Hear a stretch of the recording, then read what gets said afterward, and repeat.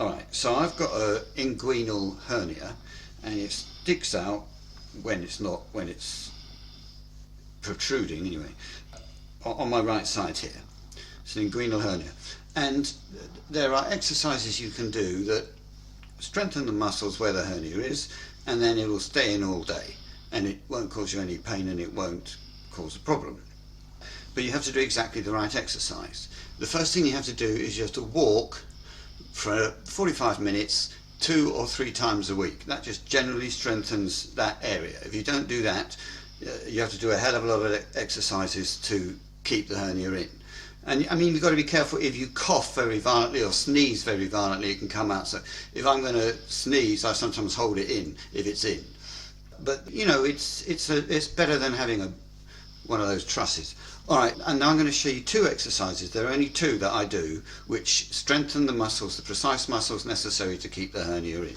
I lie on my back and I put this bit of foam underneath my back. It makes it slightly more comfortable, but you don't need this foam. But I like it. Alright, so here is what I do.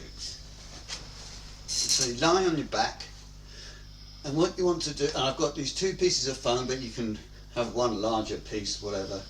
You need something to separate your two knees, like this, that's comfortable. And then you press the 2 knees together. And what that's doing is that's using the muscle that is very close to the inguinal hernia. And then to strengthen that muscle and build it up so that it holds the intestines in, notwithstanding the tear in your, is it the peritoneal? I don't know what membrane it is, but in whatever the membrane is. You just do this. Left, right, pushing the knees together and just going from side to side. And do it as many times as you can when you start, until you get knackered and you may get a pain in the inside of your leg from the muscle or whatever there. When you get that, stop. And the idea with this is you're not trying to become a Arnold Schwarzenegger. You're just trying to use the muscle without knackering it. If you knacker the muscle, it will in the short term get weaker. It'll get stronger in the long term, but in the short term get weaker, and the hernia will probably pop out. So the idea is to do a comfortable number. I've got to the point where I can do 100 of these, 1, 2, 3, and all the time you're pushing your 2 knees together. So this is one of the exercises, right? It's very simple. You put your foam blocks in there to keep give your knees something to push against. You're pushing and you're turning left and you're turning right like windscreen wipers. So that's one exercise. The other exercise which helps is to do a circle like this. You lift your feet off the bed completely and just go round like that. So that would be, and you do revolutions, okay? 1,